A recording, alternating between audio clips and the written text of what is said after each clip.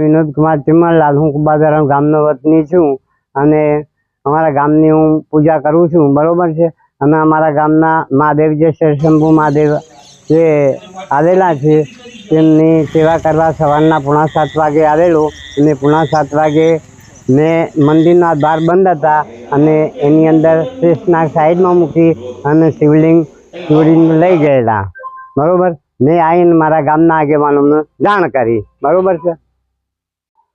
અમારું કુબાદરો કંપાના રોડ ઉપર શેરશંભુ મહાદેવનું મંદિર આવેલું છે। એ મંદિરની અંદર અમે રીપ્રાણ પ્રતિષ્ઠા 2018ની અંદર કરેલી, જે અમે હમણાં તારીખ 2/9/2024ની રાત્રે ચોર લોકો લઈ ગયેલા છે શિવલિંગ। તે પૂજારી સવારે અમને 3/9/2024 જાણ કરી। કુબાદરમાં મારા પત્ની તેનવા મિત્તલબેન સરપંચ તરીકે ફરજ બજાવે છે અને કુબાદરોલ અને કુબાદરોલ કંપા વચ્ચે શ્રી શંભુ મહાદેવનું મંદિર આવેલું છે।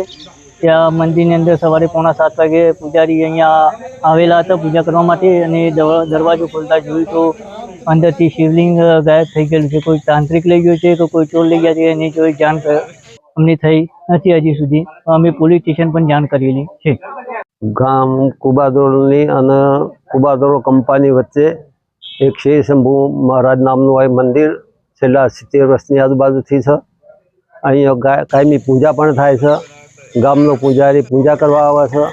હવે ગત રાત્રે બીજી તારીખના હોજે ફૂલ વરસાદની આવેલો છે, છતાંય સવારે 3જી તારીખે પૂજા કરવા માટે આવેલો અને એ પૂજા દરમિયાન એને શિવલિંગ ના દેખવાનું, એટલે એને અમને ગામમાં જાણ કરી। અંદર નાગ અને એવું હતું બધું, પણ એ બધું સલામત છે, બીજી કોઈ વસ્તુ લીધેલી નથી। તો આ શિવલિંગ શા માટે ઉઠાવ્યું અને કેને ઉઠાવ્યું? માનની વિકૃતિવાળો માણસ છે, કોઈ જાણબેદું માણસ છે, કેને ઉઠાવ્યું અમને માલુમ નથી।